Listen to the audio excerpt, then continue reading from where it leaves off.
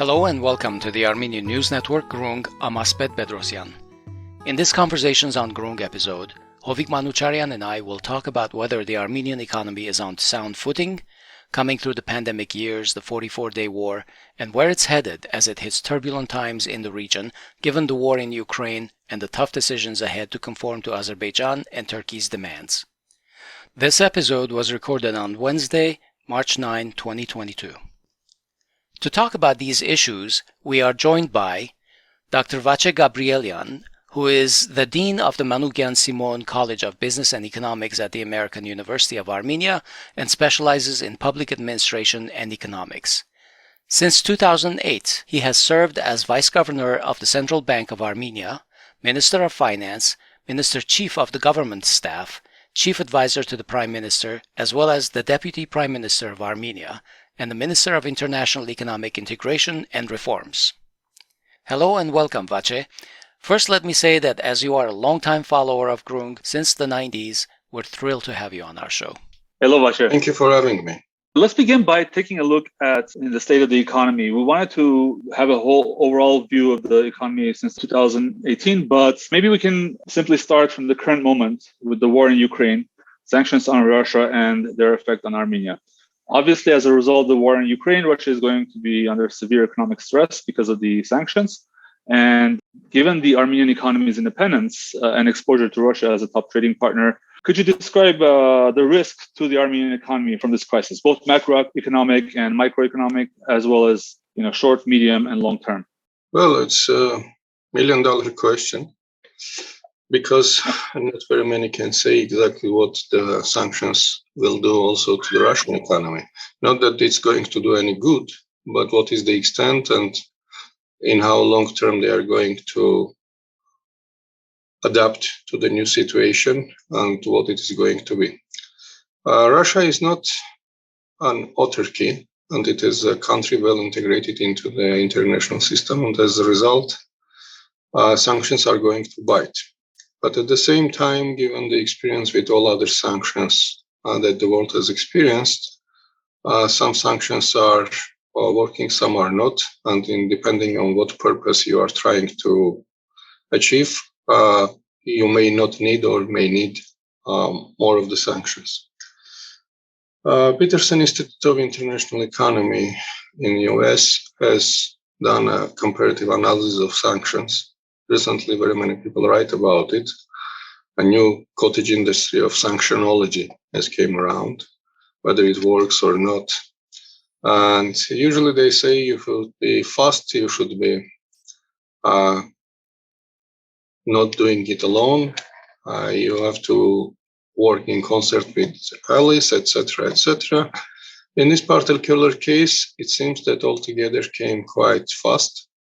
And it's not only the governments, but also a lot of companies, because of the nudge of the governments or in the era of social media, fear of shaming and boycotting, etc., and many other things. A lot of other companies are also joining it. So it is going to have a very significant impact. Right. The question is how fast this impact is going to be and how effective it's going to be on Russia in terms of military action. Now, all of the literature that we consult, usually, if it is about military action, it is not going to stop it. Now, the question is, if we are going to talk about a little bit long term, someday they are going to sit down and talk, because neither of the parties, you call the parties Ukraine or Russia and the West or whatever, China and Russia, or whatever configuration you have of the parties are, they are going to sit down because this is enormously costly and drains a lot of resources. So after that, how many sanctions are going to be staying in force? How long they are going to be? The ones who stay, and what is going to be the reinforcement. There is a particular issue which concerns us. It's about secondary enforcement. What does it mean? Right. For example, the United States has been quite successful in secondary enforcement of sanctions against Iran, of countries like Armenia, Georgia, etc., all the neighboring countries. We don't have close financial relationships with Iran, although they are bordering country. And this is because everybody in the world is risking the dollar supply or their ability to trade in dollars as a financial system if they have too close relationships to Iranian system. And when I say too close relationships, it is not judging by our or Iranian standards, it is by judging US standards. And as a result of that, if you look on the financial system in general, it is being regulated to the extent possible, not possible several decades ago. The compliance costs in the banking industry, both in the United States and around the globe, are very high. And based on that, a lot of countries have limited access through their financial intermediaries to liquidity in dollars, etc. For example, if you take Armenian system, we have 17 banks, and only a handful of them have direct correspondent accounts with US banks. It doesn't mean we are doing any sanctions wrong or we are violating anything. Armenia have no problem in that regard and is under no sanctions whatsoever. But it's not only about Armenia. It's Georgia, it's Mongolia, it's all the African countries, etc. If you don't have the size, the compliance costs are too high for you to be partner of the US institution. So the weaponization of finance is a trend that is not new one, and it has been developed gradually with much stronger role of OFAC in the United States, legislation like FATCA, etc., and they are all very potent. And one of the most potent sanctions that it has been imposed is basically the freezing of Russian central bank's account, which effectively halved or even largest chunk took away frozen Russia's war chest. Russia amassed more than $600 billion in reserves, and it continued to supply, still continues to supply a lot of energy to Europe. And it has about 40% of the gas market. In some countries like Finland, it is more than 92%. In Germany, it's about 40%, etc., etc. So with all of this and the gas still flowing, I mean, during all these 2 weeks of war, nothing happened to pipeline that goes to Europe. In this regard, it was this understanding that it is going to flow, and for Russians, there was a great surprise that the sanctions came and hit hard the central bank, which is basically incapacitating their ability to intervene in the market. What did the Russian central bank do? They did certain things. Number one, they hiked the interest rates up to 20%. Number two, they limited the ability to send money abroad of physical individuals if they are not trading. Number three, they made the exporters to sell in the market, so creating cash that is still coming to the country, not to leave and stay in the country. And this is at this point of time severely curtailing imports, etc. But from strategic point for Russians, that doesn't make any difference. What is going to be is much severe consequences later. The Russian banks are cut off from the SWIFT system, but if you look at the way they are cut off, they are not really completely cut off. There are general licenses. For example, the banks can finance energy deals. The banks can finance and not finance, but also transact. I mean, send and receive money, if it is medicaments, etc., etc. So there is no kind of very straightforward cutting of ties completely.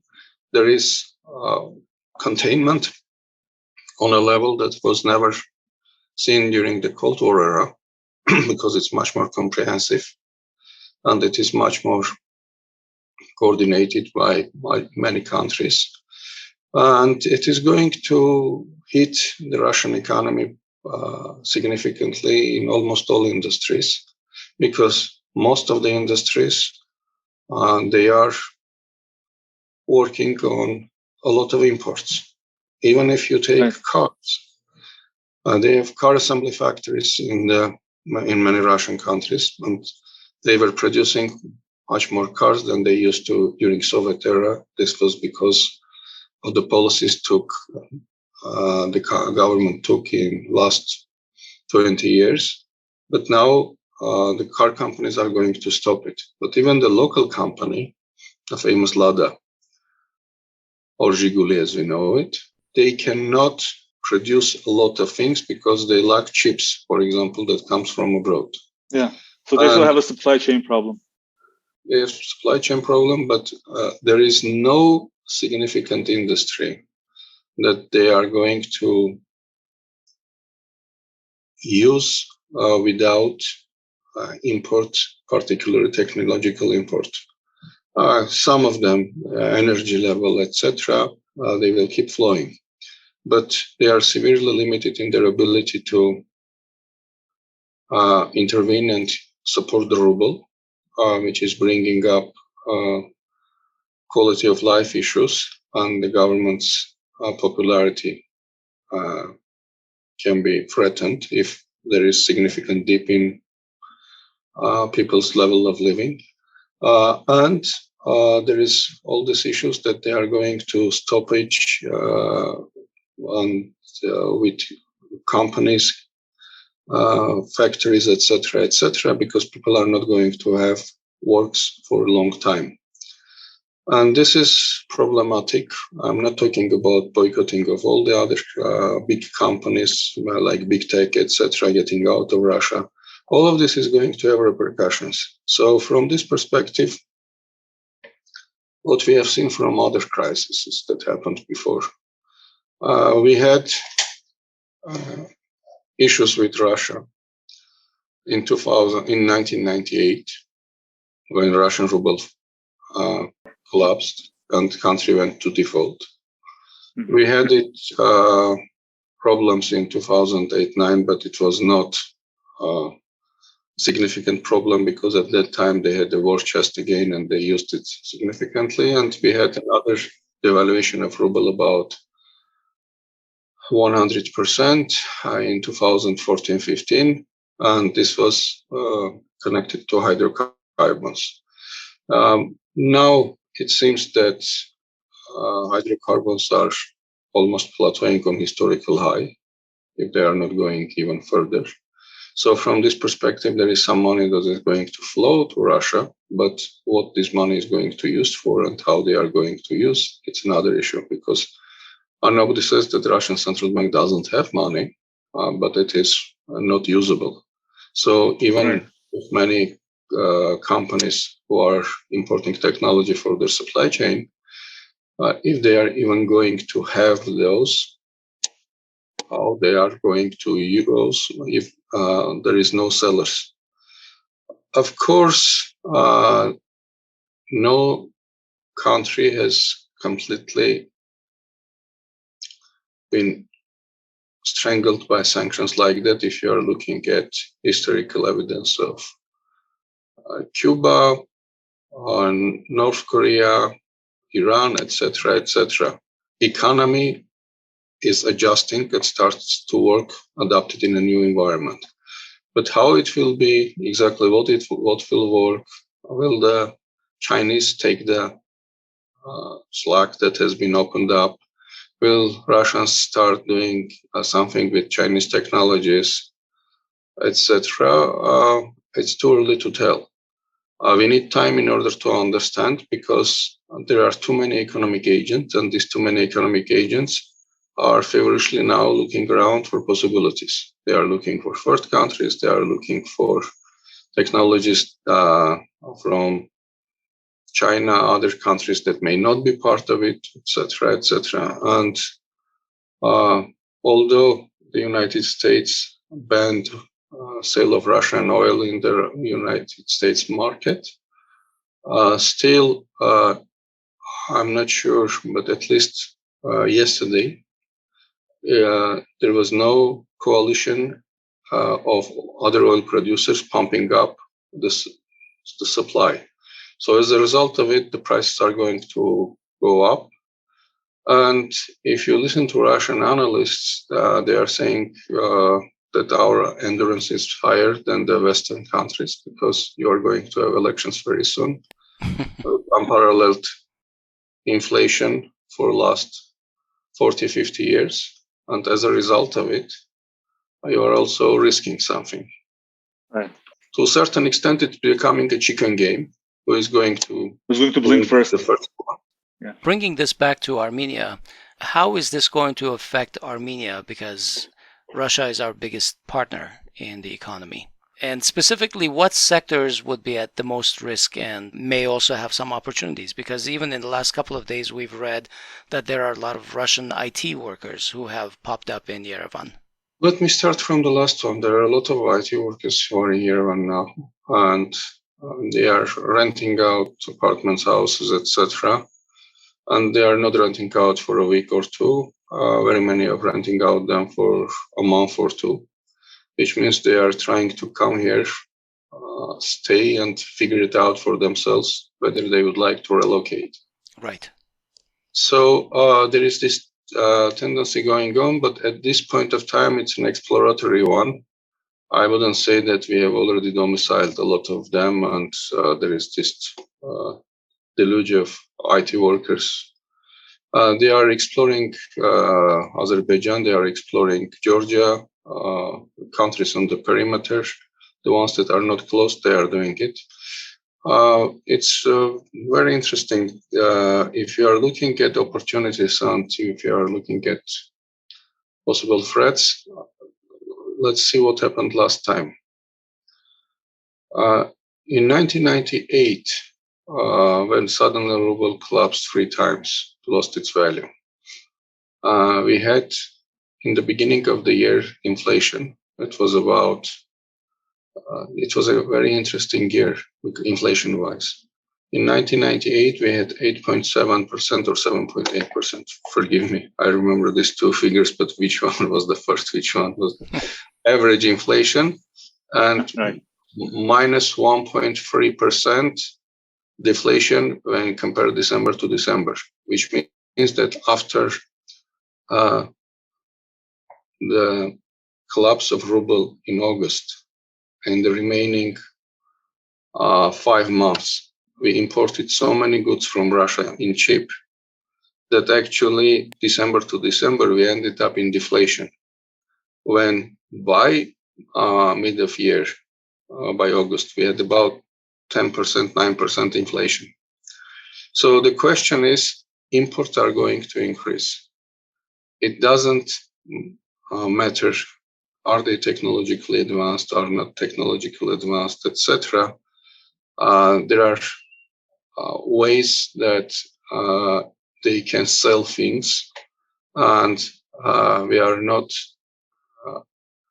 actually having any problems with payment systems together with them. So I'm sorry, imports to Russia are going to increase. Is that? I just want to clarify. Armenia's imports from Russia. Okay. Yes. Okay. When I was talking, right. That's the reason.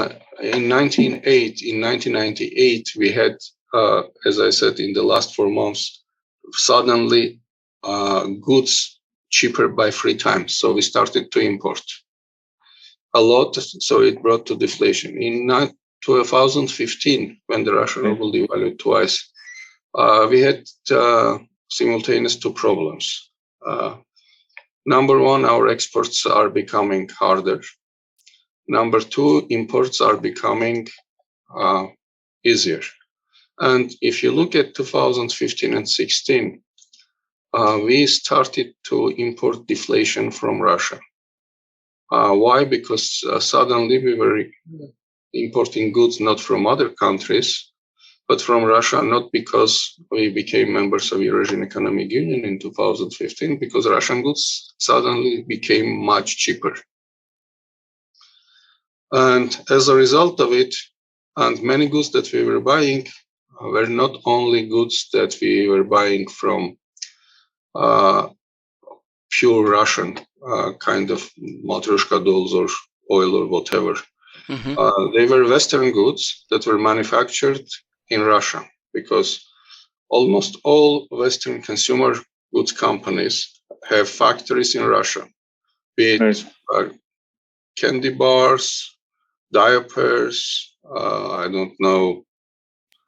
Anything. Anything. Yeah. Cars as well, right? Cars as well. Yeah.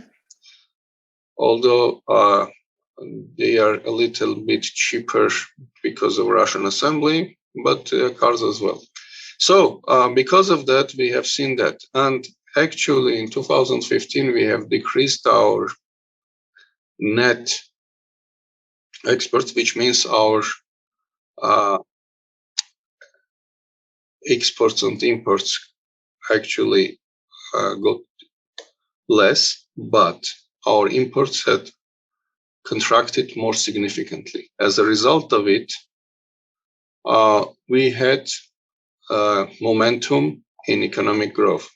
In 2015, we had, although it was a severe blow, we had still economic growth, and it was due to sharply contracted imports. But it didn't mean that we actually imported less in physical quantity. We imported less in volume, first of all. In physical quantity, in some cases we imported less, in some cases we imported more. Imagine that, for example, we could buy, say, Russian flour much cheaper, twice. And it, for example, for a while, it created problem for our mill industry, because they were buying grain, they were grinding here, and suddenly they figured out that if they are buying grain in dollars and bringing it here and then milling it, it's much more expensive than if you buy directly flour from Russia. So there are many points of this type of things. At the same time, if you are trying to export, and most exports are going to Russian market, particularly if you are going to talk about what we export, and you can look at that. Our exports abroad, most of the finished goods is food and beverages, etc. There is some machinery, of course, and there is textile. But if you are looking at the bulk of it, that is not that. It is copper ore. The copper ore is going outside of Russia. The rest is mostly consumed in Russia and former Soviet countries. We don't have large markets for other goods in other countries. It doesn't mean we don't export there. We are still exporting, and say we are exporting a lot of cigarettes to Iraq, etc., etc. Yeah. But what we have a larger partner, which is 1/3 in both directions, is Russia. And there is, in 2015, the relative weight in our general trade pattern of Russia increased. Although we started to export much difficult, in a more difficult manner, because the margins started to erode. The ruble was not the same anymore. But we started to import more. So this is the tendency, in all likelihood, is going to continue also this year, because this is what economic agents do. If they find cheap supply for their supply chains, if they find cheaper product that somebody else is doing, at least in the initial term, the Russians will be also willing to sell even their inventory to us, just because we are going to pay them in dollars or in rubles. Right. Mm-hmm. I have a few segment-specific questions. How big is Armenia's agricultural exports to Russia? And as far as I'm aware, so yes, in general, you're predicting that we will be exporting less, but it seems like due to the fertilizer prices, for instance, it will be even more challenging to produce competitive agricultural products and export them to Russia, which I understand in Armenia is significant. And also the second one, while you think about that, is you mentioned copper ore. What will be the impact of for instance, I believe Zangezur copper molybdenum is now majority Russian controlled. Do you think that it may be at risk of Russian sanctions because of that as well? And that was, I guess, a change over the last year. Before it wasn't majority Russian controlled. Technically, it's a possibility, but the person who is owning it is not in any list of sanctioned oligarchs.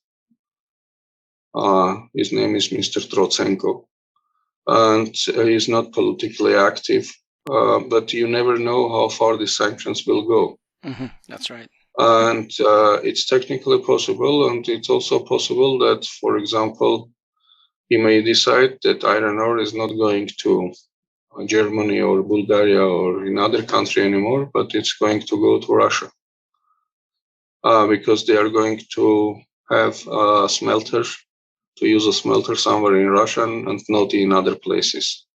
So this is also a technical possibility, but I cannot tell about it. There is no public debate or discourse, so there is no public information about it. Okay. And about the it's about the agricultural goods. Agricultural goods, if you look at the possibility of getting fertilizers, we can still buy fertilizers from abroad, not Russia. And Russians with Belarusians are monopolists in one type of fertilizers. I think it's Kali, Kalium, whatever it's called in English. They have. I hope that we can have access to this as well. So I don't believe that there will be an issue with access to this. The issue will be whether the government will consider subsidizing it or not, given fiscal resources and many other priorities that it has. As far as the goods, the market usually is Russia, and I'm not sure that we can easily switch the markets because it's usually requires a lot of controls and registrations and regulations.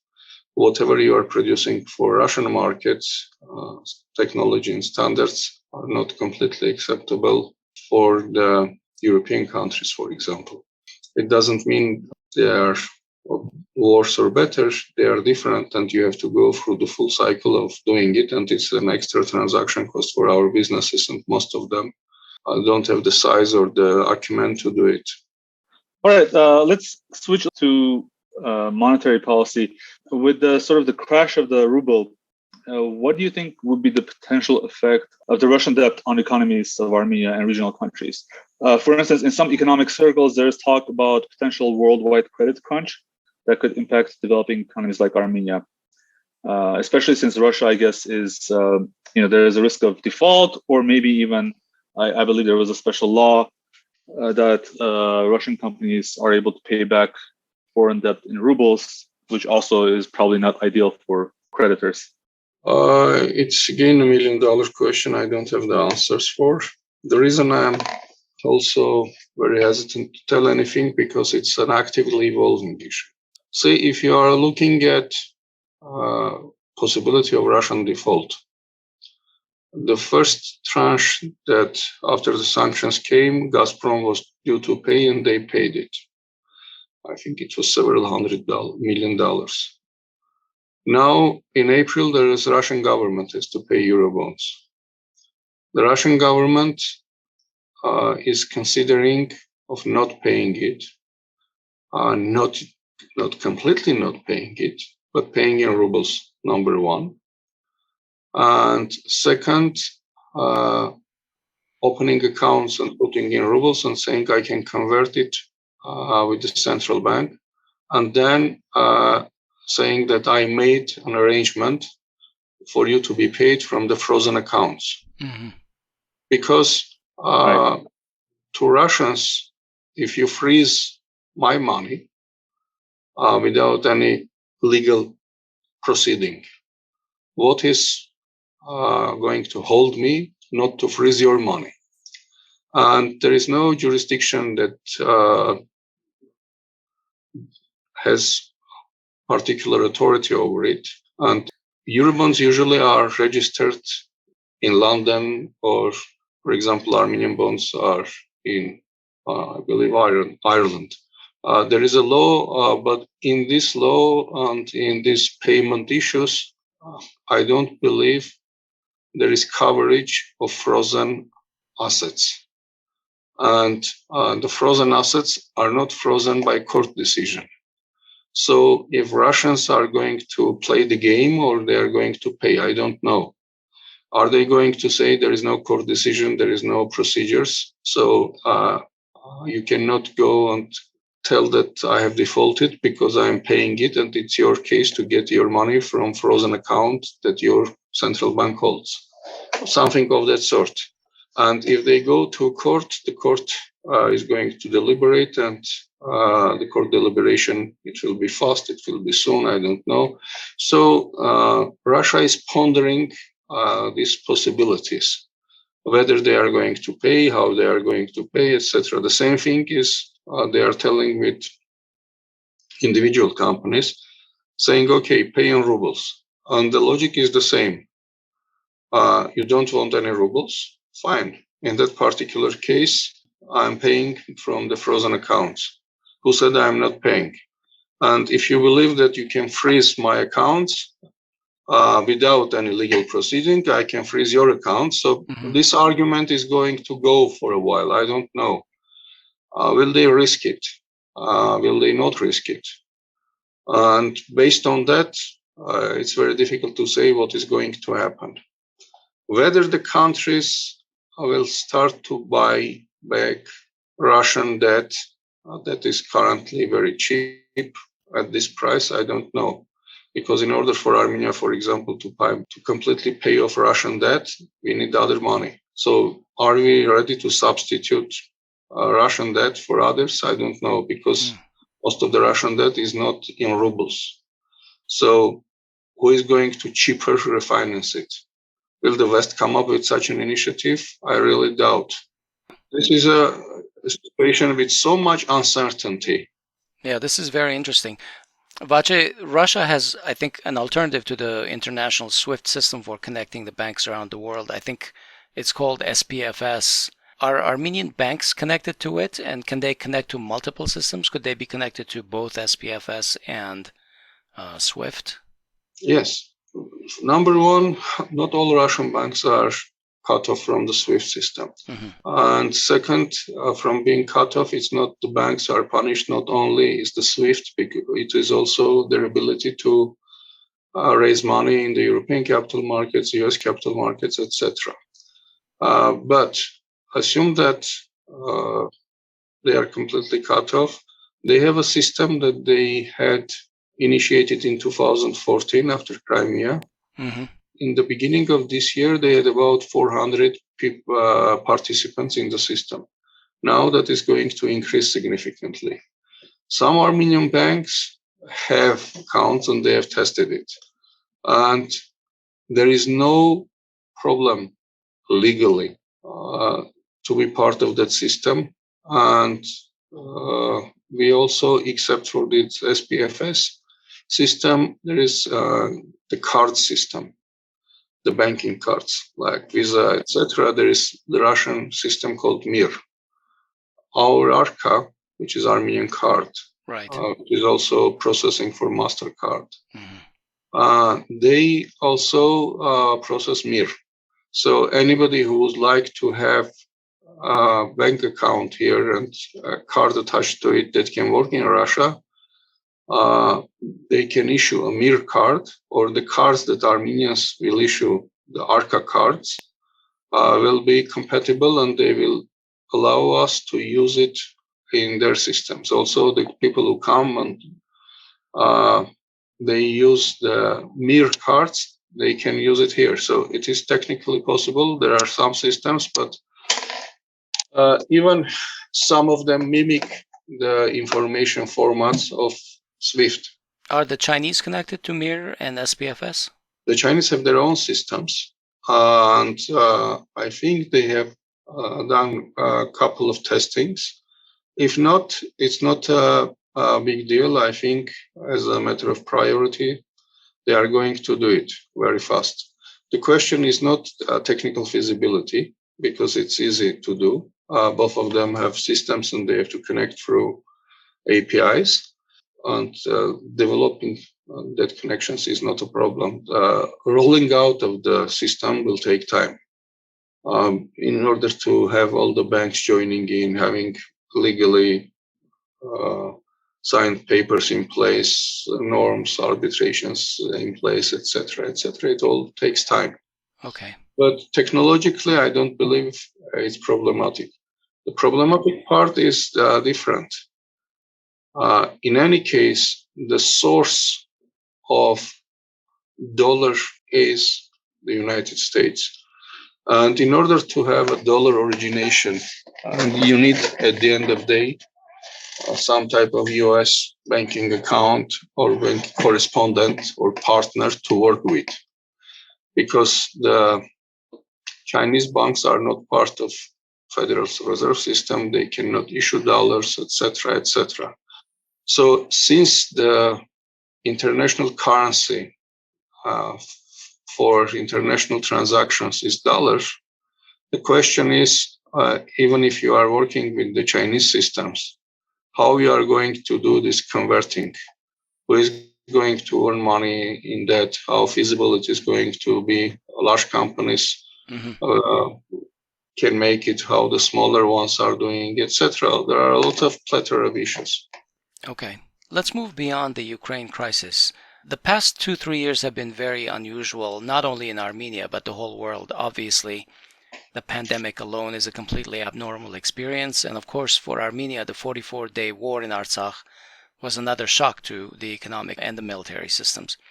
The pandemic and the war should have had a catastrophic impact on the economy, but at first glance, the GDP numbers do not indicate a disastrous state of affairs. And while foreign direct investment has steeply declined, possibly zeroed out, there has been very significant infusion of new debt. The national debt has grown significantly, nearly $1.5 billion since the pandemic started, and that's not even counting potential new debt from the announced multi-billion-dollar aid package from the EU. Can Armenia's avoidance of a complete financial crisis be simply explained by heavy borrowing, or is there a more nuanced explanation of this? I believe there is a more nuanced explanation. At number one, we had a very large contraction of economy, which is 7.8%, which is not an absolute world champion, but it is in the higher ends than in the lower in 2020. So after that, we were poised to grow. And initially, I was much more skeptical, but we grew at higher pace than I thought we were going to do. And especially it came in the last couple of months, posing phenomenal double-digit growth rates that I didn't see coming. When you say the last couple of months, are you talking about in 2022? 21 in November, suddenly, we had 2-3% growth until August and September. Then suddenly in October and November particularly, we had 13% growth. And when usually you have this type of growth, which is disruptive and out of the previous trend, it's very difficult to predict. Now, if we are looking at what were the drivers? Drivers were mostly the services industry. Particularly it was trade, and copper helped a lot because we are historically high. And since 2021, about middle of the year, May, we suddenly saw phenomenal growth by 50% of copper prices Yeah, the internationally. prices nearly doubled for copper. From around 6,000 per ton, they went to 9 something. Now it is more than 10. Mm-hmm. And with Ukraine crisis, all the commodities have gone up. So it was above the international prices that were good for commodity exporters. And although we are not oil exporters, the exporting of base metals is important for our economy. There were, as I said, service industry, and if you look, there is also construction growing. And construction, if you look at the banking portfolio of Armenian banks, since 2019, they had phenomenal growth in consumer credit. In 2020, they turned it down and switched to mortgages. Mostly, if you look at the portfolio that industry and agriculture, I'm not sure, industry crediting actually contracted, while the construction growing, in particular the mortgage portfolio of the banks in 2021 has grown significantly. So there were several drivers. The people were not very much keen on consuming and raising consumption immediately, etc., etc.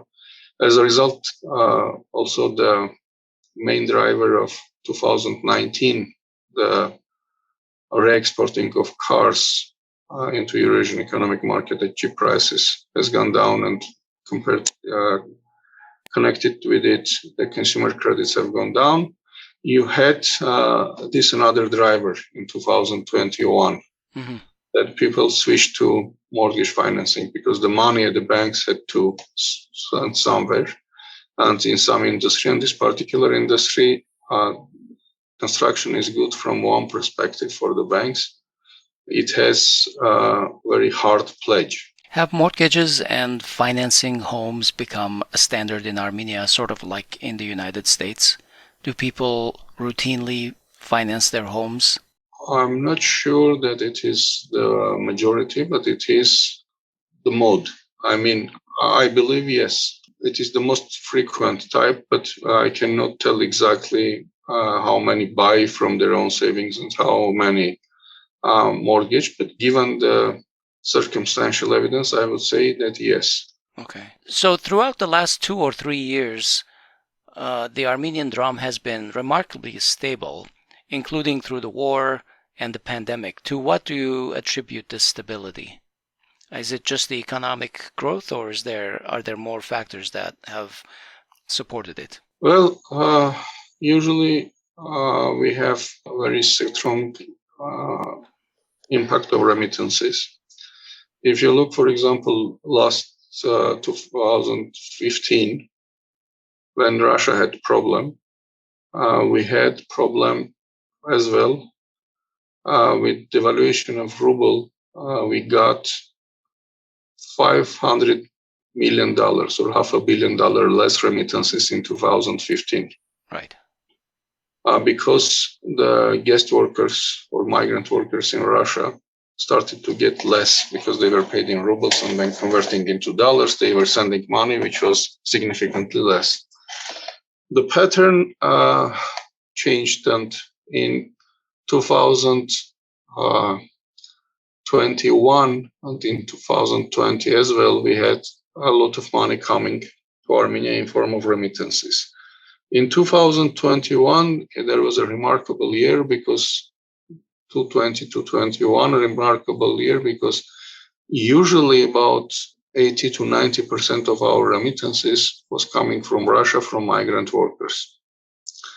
This year, we had about 35 to 40%, I don't remember exact numbers, of remittances coming from the United States. And before that, a couple of years ago, it was negligible. It was 1-2% or so. So this was also a very interesting one because there were a lot of money available in the United States due to anti-pandemic measures. Both monetary policy was loose. There was also very generous government support of people. Right. And as a result, there was, I'm not telling that people are getting money from federal government and sending it to Armenia. But when you have a lot of money in the market, usually there is a lot of money in the market, and there was some disposable income. Disposable income is making it possible to send it here. Mm-hmm. So, in all likelihood, on the occasion of 2022, we are going to have problem with both US and Russian remittances, because US is going to slowly tighten monetary policy, which means that the disposable income is not going to be anymore. And given the unlikelihood of second part of presidential agenda passing, which is giving, which was supposed to give more money. Right, the Build Back Better plan that we had hasn't passed. Yes. So the likelihood that it didn't pass, and also that the Fed is going to tighten monetary policy, right, means that there is not going to be as much liquidity around in the United States in general to enable people to send a lot of money to Armenia. In Russian case, we are going to see a significant drop because of the Russian ruble. So these two factors didn't exist neither in 2020 or 2021. And we had significant volume of money flowing in. To give you an example, comparability-wise, we had more than $2 billion remittances coming in. Net remittances were about $800 to $900 million. And about more than this is for the period that we are estimating what the remittances are, this is 450 in the row in size. It is roughly comparable to 2008. And 2008 was even higher than in 2007, because crisis came to Armenia a little bit with lag. It was not in 2007 like or 2008 like in the United States. Right. But the deep dive we had in this country was 2009. So this happened in 2009 that we had deep dive. Before that, it was historically high. So in 2021, we had comparable volume of transfers. So this was also helping to keep the drum afloat. It was not that government or central bank were heavily intervening. I see. There were some interventions, but nothing out of ordinary. There was no extraordinary support of the currency. Vache, there has been, as we discussed, the 2021 was a good year, I guess, relatively speaking, and the economy grew 5.8%, albeit, from a extremely low base. But you said that you were even more pessimistic than this. On the opposite end of the spectrum, the government had promised double-digit growth. And in fact, in early 2021, Minister of Economy Vache Gabrielyan even claimed that the economy had almost recovered. What is your assessment as of, let's say before this war started? Had the Armenian economy recovered at that stage or not? Well, by definition or job description, the Minister of Economy is to be cheerleader in chief. So, in fact, he has stated that his role is to give hope to people and share optimistic forecasts. Well, if this is the way he sees the job, he has to do according to the particular logic of it. But if you are looking at significant growth, and we are looking at other countries in the region, all other countries, Georgia, Central Asian countries, Russia, etc., have recovered from 2020 dip. And only country that didn't recover in more or less comparable terms is Kyrgyzstan.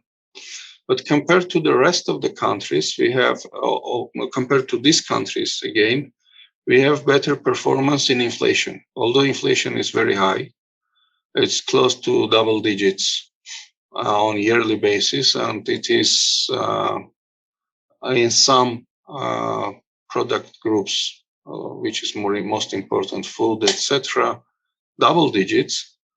It is lower than in Georgia, than in Kyrgyzstan, etc., all the countries that I was talking about, which means that we are going to understand that there was a significant price paid also in that matter, because the Central Bank of Armenia are raised several times, 5 or 6 times, the interest rate starting from December of 2020, because they were seeing pressures building up, and these pressures were mostly coming from abroad. And you mean inflationary pressures? Yes.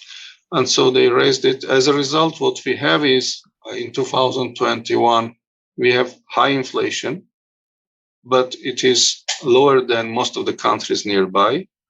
We have growth that is again high, but is not good enough to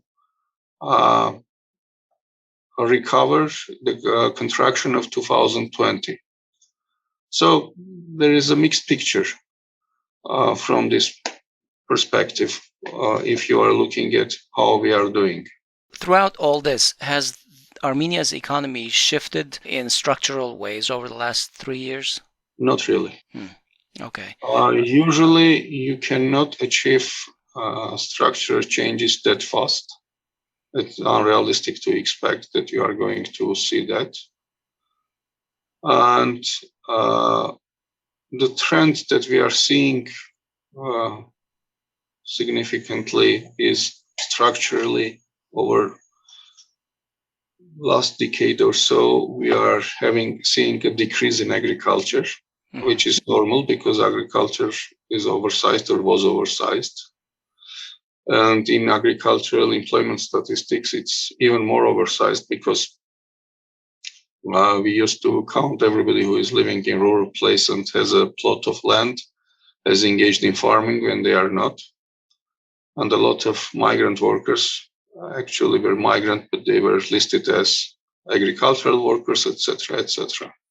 And we are seeing that the mining industry has gone up. And we are seeing that manufacturing has gone up, but not anything significant over the last 3 years, as I said, because the time period for structural changes is too short. Okay. So how would you assess the 5-year program that the government has proposed as concerns economic development? The program is good on in intentions, but I couldn't connect the resources with the aims. And all of the things that are there, to me, require more money that we raise. And there is a very significant phrase in the government program saying that not that we predict that the economy is going to grow at this rate, and as such we are going to raise this amount of money, but it is that since we need this amount of money, the economy has to grow at least by 7%. That type of phraseology I haven't seen before. To me, the potential of the country's growth is about 4 to 5%. I would say around 4-ish, 4 to 4 and 4.5. For each of the next 5 years? On average. Okay. Because in order to do so, you have to have strong investments. And in order to have significant change in industry structure and reorganization, you have to do a lot of investments. And we know that investment-wise, we are not doing very good. And it's not, I wouldn't like to say that it is for the last 3 years or so. Usually we are having hit and miss years. Some years were good, some years were bad. But investment-wise, we were not very strong during the last decade or 15 years, I would say. Do you think Armenia needs a New Deal-style nationwide infrastructure initiative to modernize the entire country? I think it definitely needs one. And it also needs investment in human infrastructure. education, health, etc. And we are getting into big debate here, like the one is raging in the United States. What is human infrastructure and why, for example, hospitals are, but daycare is not, etc. It's something that I don't want to get into. But definitely we need physical infrastructure significantly, and we also need physical infrastructure from the logic of the law, because we have budgetary rules, and the budgetary rules say that if you are actually having a debt that is more than 60%, you have to prioritize infrastructure spending, and you have to have a route how you are coming back to below 60% in order to have the sustainable debt pattern. Currently, Armenia's tax rate is roughly around 25%, I think. Are budget revenues and the tax rate at an appropriate and sustainable level for the country, do you think? Well, it depends what your ambitions are. If your ambitions are of nationwide infrastructure plan, I don't believe so. If your ambitions are that laissez-faire logic that the government shouldn't bother anymore, then it is being raised because we are in equilibrium stage, then you have to forget about more massive infrastructure or other works. Definitely, the ambitions that are articulated in the program and kind of even the 7% growth rate are not going to give the ability of massive infrastructure expenditures. Can we tie the 2.6 billion financial aid package to some of the infrastructural needs? Most of it going to be infrastructure anyway, but this financial aid, I would like to make it clear, this is not grants. This is either loans or soft loans, or either money that is going to make commercial loans more palatable.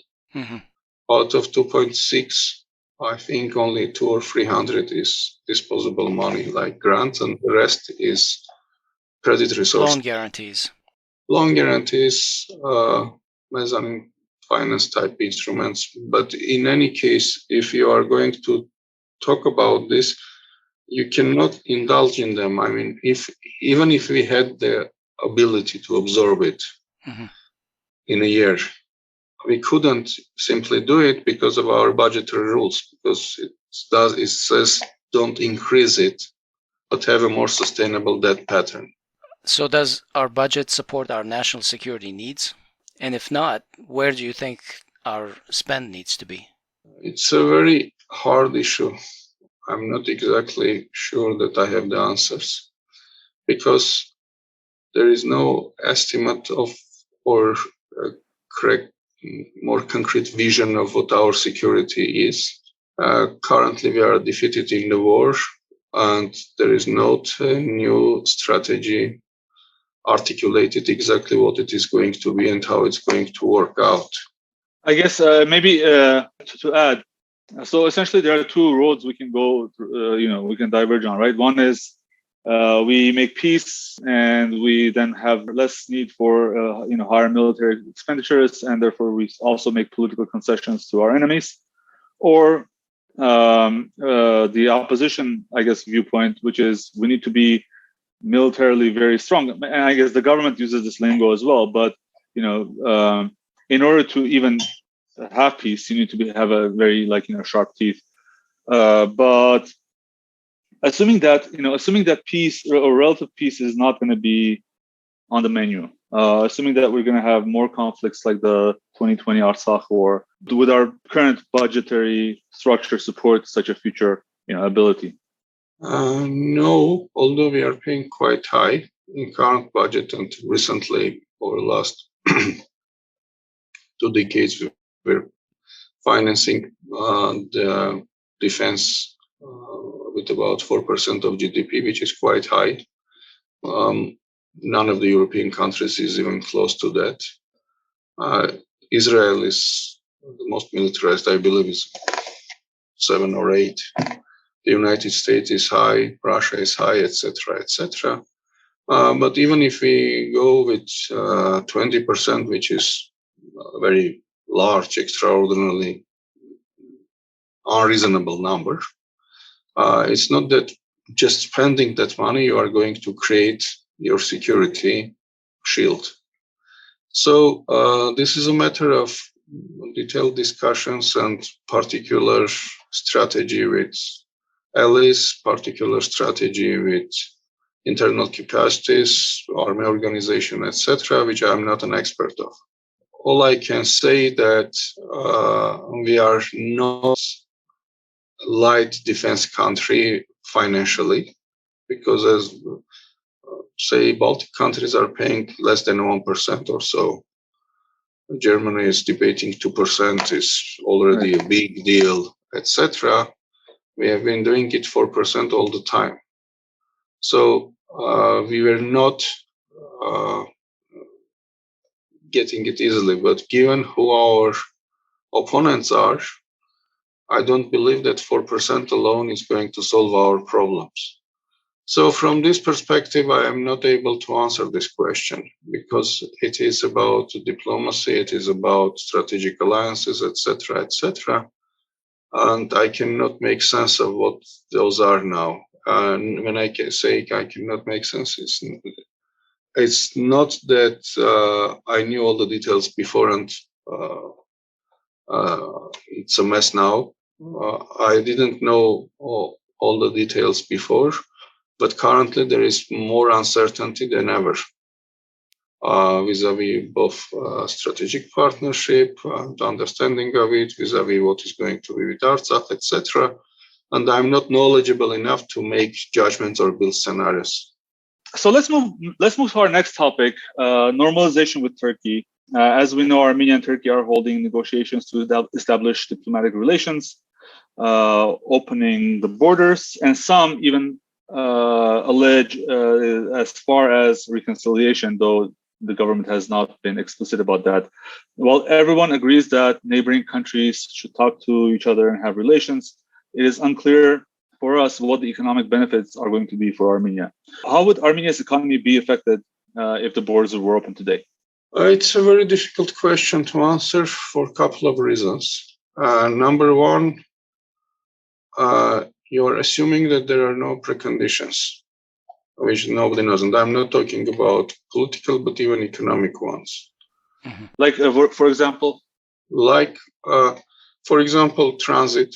And are we going to be transiting their goods and pipelines, etc., from Azerbaijan to Turkey? At what price? I don't know.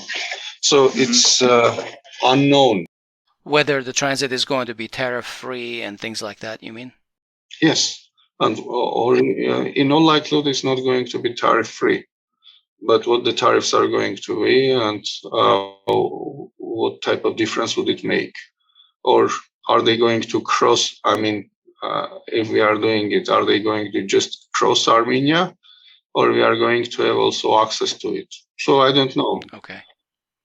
These are questions that are not knowable. But second most important thing is, when we are talking about this, are we talking about Turkey? Are we talking about Azerbaijan? Because for many of us, it is coupled. But it doesn't mean that Turks or Azerbaijanis are not going to say it is a decoupled issue. Why you are treating this like this? So I don't know what we are talking now about. Two sides. We are talking about one side. And given all these uncertainties are answered, what is going to be? We open the border. The border with Turkey. And we usually didn't close the border very tight, because nobody was disallowed to sell or buy Turkish goods in Armenia. If you have been in Armenia and you have been in stores, you can see a lot of Turkish goods. It was a problem from Turkish side, then they closed the border. But there is no study or there is no particular assessment of exactly what goods and services are needed. Are we going to sell electricity? Are we going to sell construction materials? Are we going to sell this or that? There will be some market. But we can never have a free trade. Why? Because Turkey is part of European Customs Union, or not part, but very close corporate associated with whatever status is exactly. We are a member of Eurasian Economic Union, and we cannot have tariffs that are completely zero. And we have to abide general rules that these blocks have. Second, what we should be afraid of is not Turkish goods per se, but we have to be afraid of Turkish subsidized goods, because there are goods that, especially agriculture, etc., that they subsidize. And in this regard, we always talk about, like, the pre-Brexit United Kingdom was always talking about Polish plumbers. Everybody in Armenia is talking about Turkish tomatoes. Everybody knows that they are being sold. They are not very desired, or sometimes people believe it's not legal, but they are here and they are sold. Now, the question is, if they are being sold here at cheaper prices, is it this good or bad? Well, they are helping the consumer, but at the same time dealing with jobs. And if they are so cheap that they are going to create problems for our local market, and they are subsidized, they have to be stopped. And we have a particular law about it, anti-dumping. But I don't remember this law ever being evoked during these 20 years that it exists. And I'm not sure it will be evoked there, because it implies fact gathering, machinery, documentation, etc., etc. And it also probably implies political will and the risk of, I guess, political pressure not to do that, right? Yes, both political will and supporting bureaucracy. Because unless you have this bureaucracy that is gathering information, checking, rechecking, creating documentation, proving their case, even if you have the will, you don't have the machinery of doing so. So on a related question, yes, the quote, Batumization of the Armenian economy has been raised as a risk of opening the border.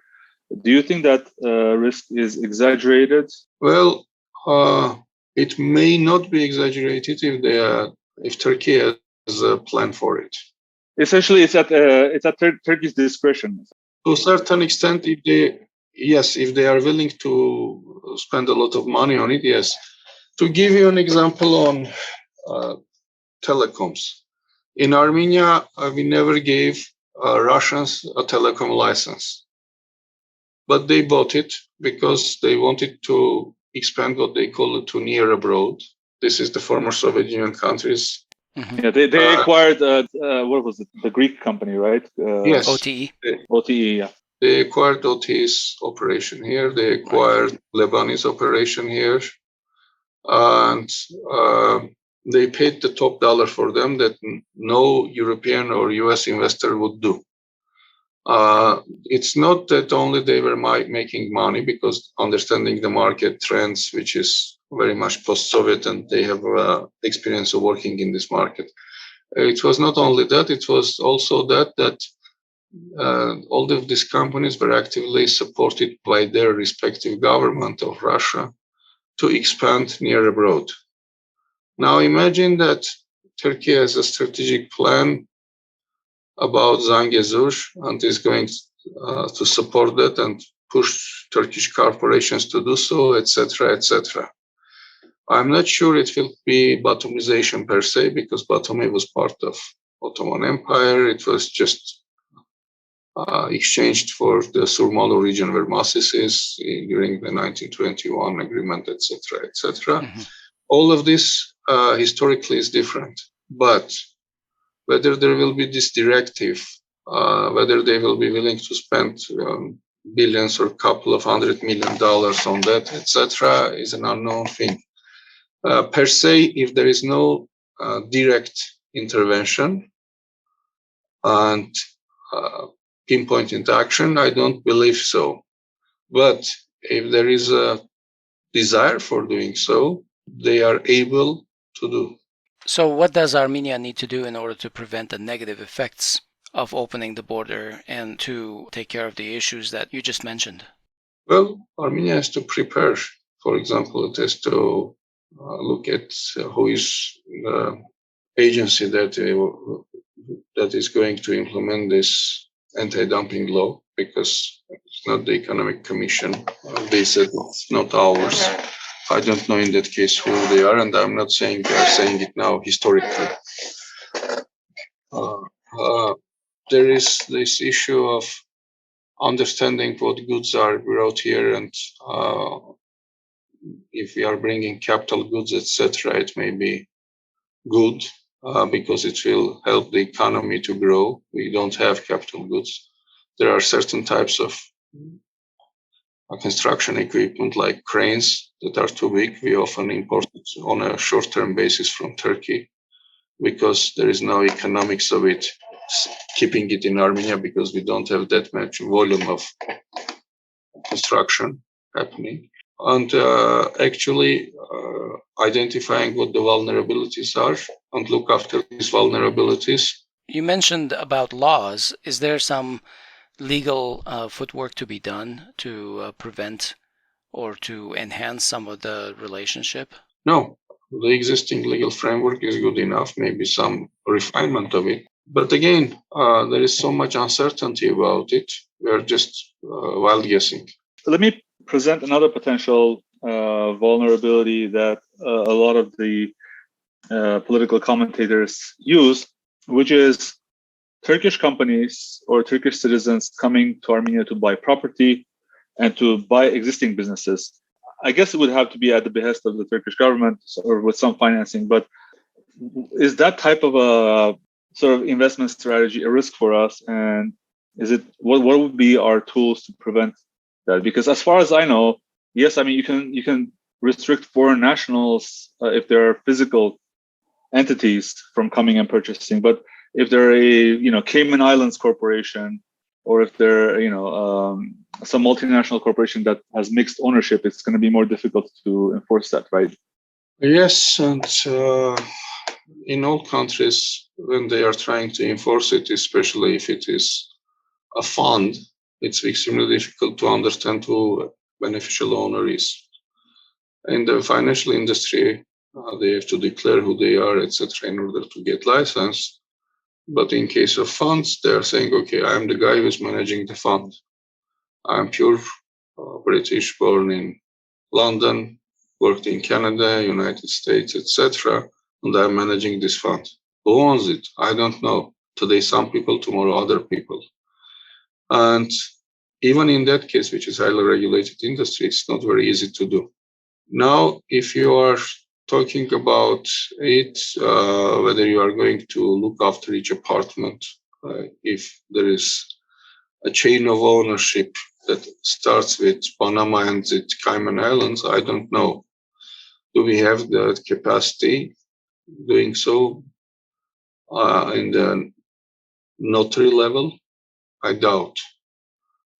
So perhaps you have to concentrate on what you consider to be strategic, and based on the strategic interests, be more purposeful and pay much more detailed attention to the issues. But in large, doing it is both administratively problematic also, and it is going to create extra problems with all of the investors, because you are not going to say, look, people who are having Turkey on their face. You are going to look all of them to find trace. And when you are doing it, you are imposing an extra administrative burden, which is going to be drag for everybody. So I don't believe there is a great necessity to be extra zealous on that matter. There is also an issue that I don't have an answer, but perhaps some people may have anecdotal evidence. Say, if people who are Armenians from Polis are buying here something, is it good or bad? We need to have a discussion about it. I mean, people who are respected businessmen, they are operating in Istanbul. They have been operating there for many years. They have an operation in Europe also. Now they would like to be here. They are going to say, no, you are a Turkish citizen. I don't know. These are questions that should be articulated and talked, and particularly if they are Armenian speaking, Armenian traditions keeping people who happen to be Turkish citizens. Are we going to be discriminative of them? I'm not sure. That was about Turkey mostly, but on the Eastern Front, Prime Minister Pashinyan wants to sign a peace treaty with Azerbaijan and open borders with them. He wants to allow all sorts of transit through Armenia. I think similar questions arise in this situation as well. Do you think that Armenia would benefit from allowing open communications and trade with Azerbaijan? Well, if we are talking about so-called Mehri corridor or the railway, or we are talking about pipelines, roads, etc., I don't see immediate benefits in the coming years, because if you are looking at what is being transported in railway and what we are going to do transport in other places, the only thing that direction of railway has a use for is if you are going to transport copper ore to Russia. Everything else is much cheaper if you are using trucks. And even if you are trying to get to southern seas through Bandar Abbas, from Yerevan to Poti, which is the sea transport, and from Yerevan to Bandar Abbas, is about 5 times the difference. So in any case, if you are going to have a sea trade, you're doing a containerized trade, which is the dominant mode now, you are going to have it in the Poti direction much cheaper. If we are talking about our export market destinations, they are also closer to Poti, so very limited use for Mehri corridor, as they say, for Armenians. It is mostly a Turkish Azeri agenda that also may benefit to Armenia. I mean, I'm not saying that creating this is going to do harm, but it is going to increase some competition between the Georgians and them. It is going to give extra opportunities to people, but the effect of it, to me, is going to be quite limited, because I don't know many people who are going to do shipments through Azerbaijan, regardless of doing it. And also the modus operandi is not understandable. Who is going to manage it? Russians? And are they going to be sealed cargo containers that they are not going to open, or there is a possibility that people are going to check on both ends and we are having basically You mean customs control and things like that? Yes. Yeah. And nothing of this sort has been articulated. So I assume that what has been articulated, that our government is discussing, that everybody has their jurisdiction over their territory, and we are going to look at the goods that are flowing in this 32-kilometer wide section in Armenia, and they are going to their own. But if we are going to control that meticulously, they are going to control it meticulously. I'm not sure it is the best way. And I'm not sure that we have a lot of businesses trying to take opportunity of these opened up opportunities in Azerbaijan. It doesn't mean they aren't. It doesn't mean if you start to talk them, it's not going to grow exponentially even. But at this point of time, industry structure-wise, output-wise, etc., it's not going to help us a lot. So I'm guessing you don't expect a huge bump to the national budget due to these projects. No. As I said, it's not going to do harm. because businesses are going to be more, they will have more options, but whether they will use it, it will be extensive.